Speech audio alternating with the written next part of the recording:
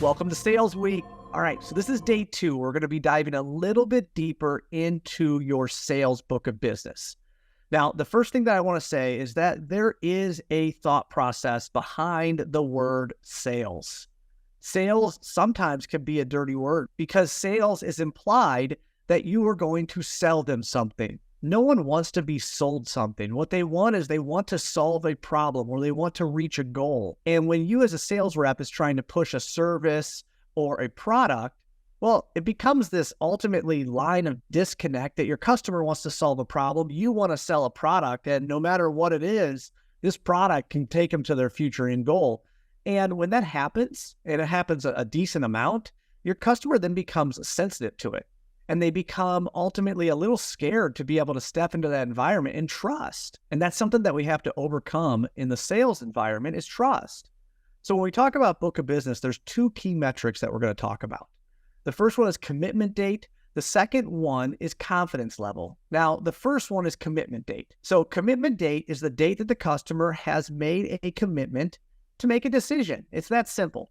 I didn't say they're going to award it to you. I didn't say that there was promises or LOIs or anything else like that. But when we're really going in as a trusted advisor, our job is to be able to help the client understand the 3 check boxes, right? If you guys haven't checked out No Reps Left Behind, do it. NoRepsLeftBehind.com. And the reason I say that is because checkbox number 1 that we need to get through is the problem big enough to act?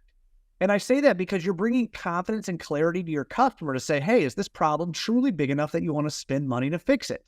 Now, it's also a disqualification one for you, which is great because if you can disqualify customers up front that, hey, this problem's not big enough for them to spend $5, $10, $15, $20,000 on, well, you can spend your time with the people who actually have problems big enough to act. That's checkbox 1. Checkbox 2 is going to allow you to be able to say, do they actually need outside services? So outside services, are they going to do the work themselves? Are they just fishing around to see what's going on? But what is happening, right? Where they actually need someone outside the business to be able to help them reach the goal or solve the problem that they have. Now, those are the first 2 inside No Reps Left Behind, or ultimately what I have, which is the 4D sales process.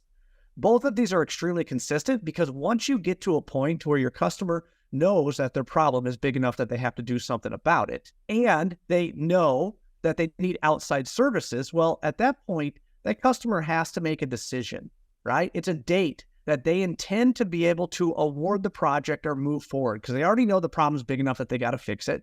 They already know that they need outside services. And as a trusted advisor, you're going to help them get to the point to where they say, okay, we need to make this decision by X. Now, there's a lot of ways that you guys can achieve that. And I'm not going to go into sales tactics here, but the commitment date is what you should have on every single opportunity in your book of business. Because again, you check those 2 boxes. Now, if those 2 boxes are checked, now it's a commitment side that your customer is going to make a decision and when they're going to make that decision. This is not pressuring. This is alignment to understand that the customer wants to make a decision by X date. Again, it's not being awarded to you. They're not saying they're giving the work to you, but they're going to make a decision on what direction they're going to go. That's number 1. Now, number 2 is confidence level. Now, confidence level, there you go. That's the other side of it. So the commitment date was September 1st. And the confidence level that the work is going to be coming to me is 80%, 70%, 90%. Because as we start getting into that trusted advisor, we should be able to have real conversations with the customer on how well our product aligns, right? Our solution aligns to what they have. And we should be taking down objections with our sales process. So if you have all of that together, there should be 2 primary metrics that you guys are looking at. Number 1 is commitment date. Number 2 is confidence rate. So commitment date, that's a date, right? That's a date on a calendar. Your second one is confidence level, which is a percentage.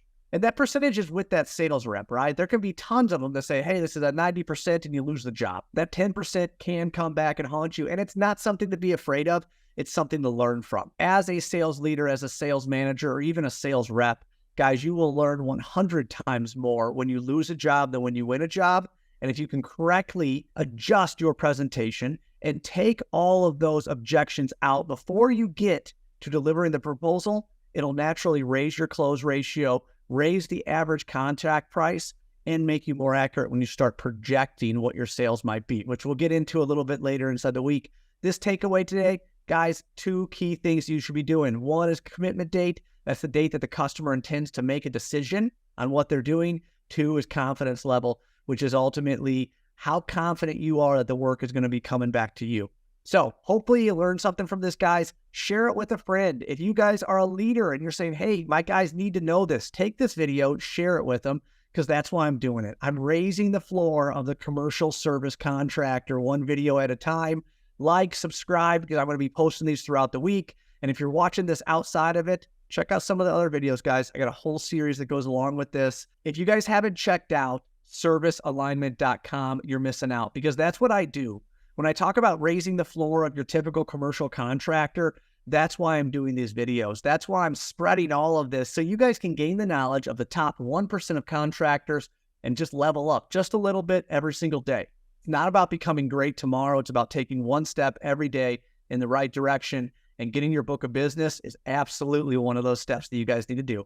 My name is Chad Westbrook. I'm the founder of Service Alignment, and see you in the next video. Bye.